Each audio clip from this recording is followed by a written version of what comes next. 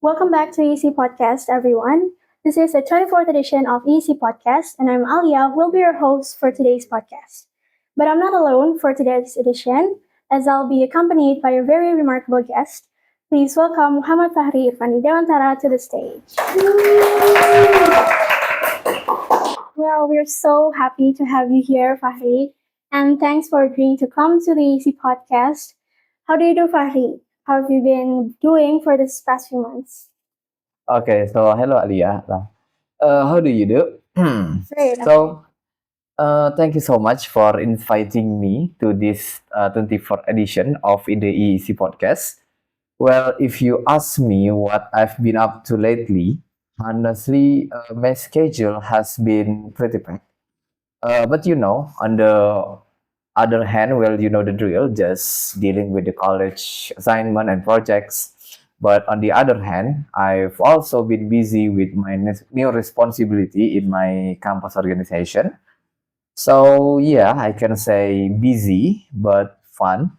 So I'm just enjoying the process. Great, that's interesting. I actually heard from a little bird that you are the project officer for this year's interfaculty debate competition in SEF. Can you tell us and share about your experience so far? Yeah. This year I actually get trusted to be the project officer of this interfaculty debate competition in SEF. If you ask me about the experience, it's like a whole roller coaster ride. It's just super fun, but really challenging at the same time. So we have to accommodate and coordinate a lot of different people, handle the technical stuff for the competition, and not to mention bring various faculties together. So I can say it's definitely exhausting, but seeing the team's progress and the vibes of the upcoming competition, I can say it's totally worth it. It has seriously opened my eyes to how handle pressure and manage a team. That's a very valuable experience, I reckon. Do you have an expectation for today's podcast on what we'll be going to discuss about? Expectation since the title of our podcast today is super interesting, failure is not a sin but a data. I really hope maybe we can have a chill but yet deep conversation. So I want our listeners, especially fellow college students who might be feeling stuck or just went through a failure, to get a fresh perspectives from both of us. So we want to destigmatize the word failure itself. So yeah, let's break it down together today. All right, without further ado, guys, grab your snacks and drinks, do something productive while listening to us, and let's dive deep into the topic that is failure is not a sin but a data. So, we all know that people love success stories, from the mighty of Gilgamesh to the great story of Jeff Bezos. We grew up hearing the same structure over and over and over again. Someone struggles, they fight through hardships, push through failures, and then wins in the end. But let's take a step back and see the full picture. What about the people who failed and never recovered? What about the people who tried everything correctly like the next person and still didn't get the same exact results? So today's topic isn't about glorifying failure itself, it's about understanding it. Because failure is not a sin, but simply a data. Well, Fahri, I want to listen to your opinion. What do you think about people who have this over obsession towards the concept of success and successful people itself? If you ask me, this is actually super interesting. Why? I think this whole over obsession with success is getting worse and worse because of the social media, right? Every single day, we're fed with others people achievement, like someone starting business at 20 or interning at a global company at 21. So, I mean, in the end, what happens? We start to idolize these successful people, acting like they're superhuman with zero flaws, and then we just forget about that they're just a regular human beings, just like us. But the blueprint happens to work out in that specific area in that person. So the bad side effect for us is that we start demanding perfection from ourselves. and we just think we instantly had going through the messy or the winding process. Yeah, and I think there's this interesting part that a lot of people actually tend to learn from society itself, that principles can only be learned through survivors. We listen to those stories of billionaire entrepreneurs who drop out of college and became successful, then athletes who practiced harder than everyone else and won many championships, and also students who studied everything day and night and got an A for their grade, and so on. And in summary, we tend to think that going through hardships that are raging on us would give us the best results that we expected. But I think reality is messier than this, no? Well, what do you think, Fahri? Honestly, the reality is nowhere near as aesthetic as those TikToks or Reels videos in Instagram. Not everyone who sleeps only 3 hours every day and works non-stop is going to wake up as a billionaire in the next morning. It's not. There are just so many variables in the life that we can't control, like starting from privilege, momentum, timing, and even pure luck. So when there's a narrative saying that like you just need to work hard and you'll definitely succeed, I think it feels like a massive oversimplification of life that is actually super complex. Exactly. And I've heard something called survivorship bias somewhere. It's about this phenomenon that people only take account of the people that survived while erasing those who did not. Do you reckon that's a good description for survivorship bias? Yeah, exactly.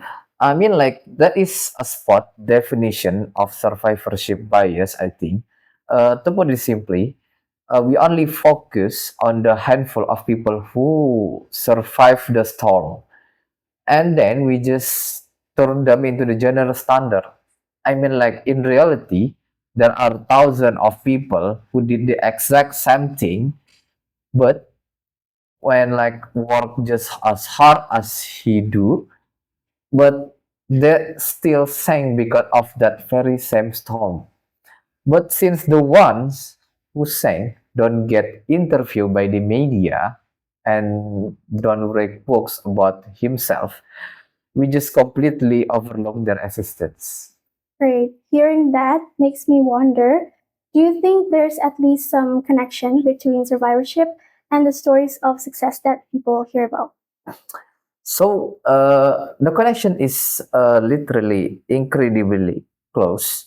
So like those success story we hear all the time are just products of bias for survivorship bias. We just often hear stuff like, "Wow, person X dropped out of college but successfully built a startup." I mean, consequently, a lot of young people start thinking, oh, the recipe for success is just dropping out. But in reality, statistics show that the majority of college students who drop out doesn't end up becoming Steve Jobs either. Like, we only look at the sweet end result while closing our eyes to the fact there is no exact formula to get here. I completely agree with that. When you try to look at it from a wider perspective, you start to realize that it's not that simple, a very winding path towards success that is.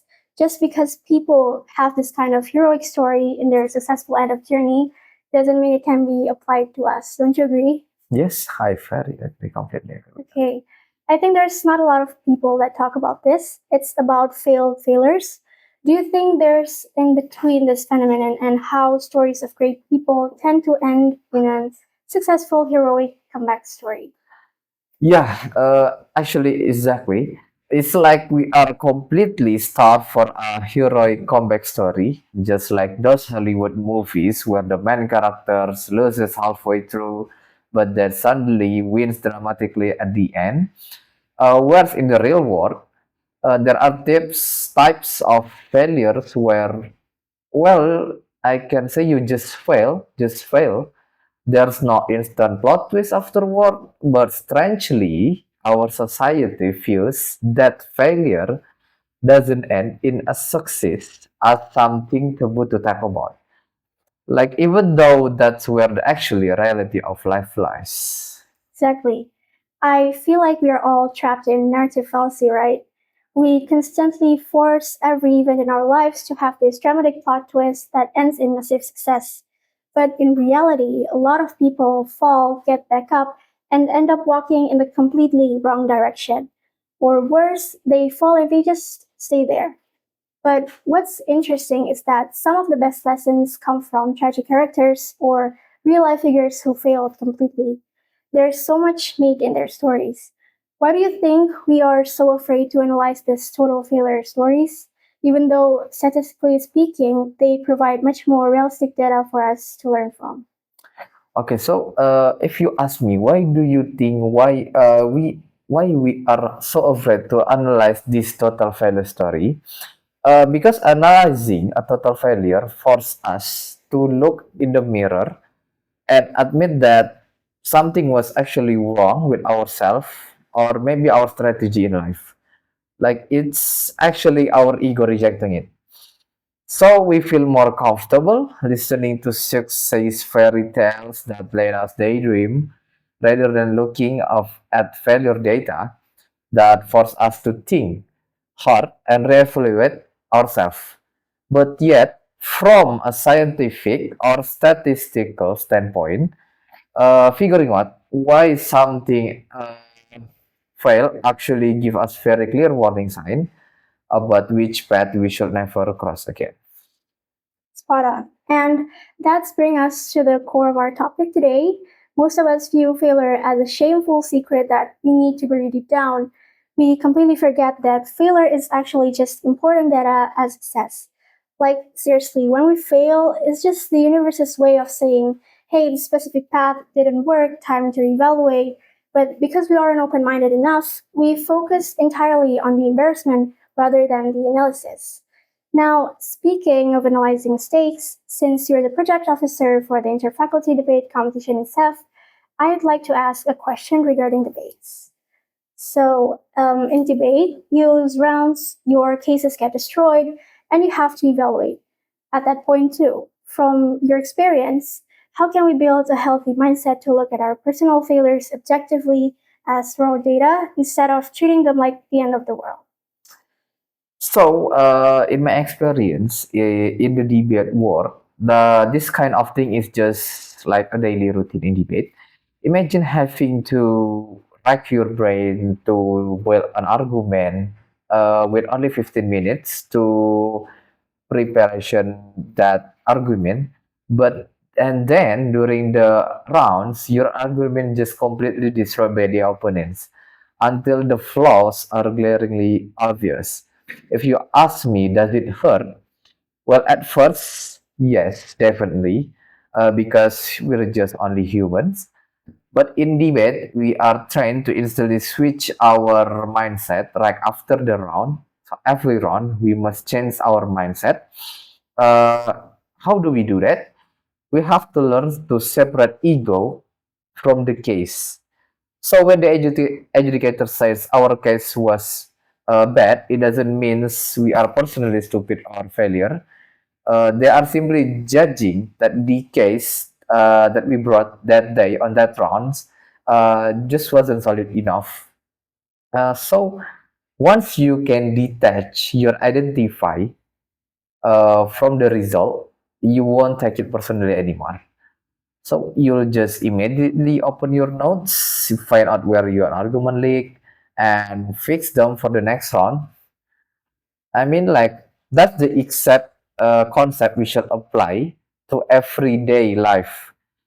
So I can say what failed was our strategy yesterday, not us as human beings. I love that. So the key is separating our identity from our results. Most people fail and immediately think like, oh, I'm a failure, when they should be thinking my strategy failed this time. Those are two completely different things. If we can just stay open minded, we will find the moral of the story in every messy situation we go through.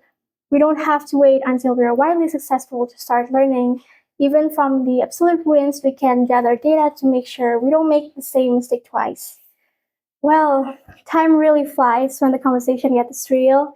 Today's episode has been a massive eye opener. We learned that life doesn't always need a grand, cinematic comeback story like the ones we hear from billionaires. Sometimes just accepting that we failed, sitting down, and analyzing that failure with a cool head is the greatest win we can achieve.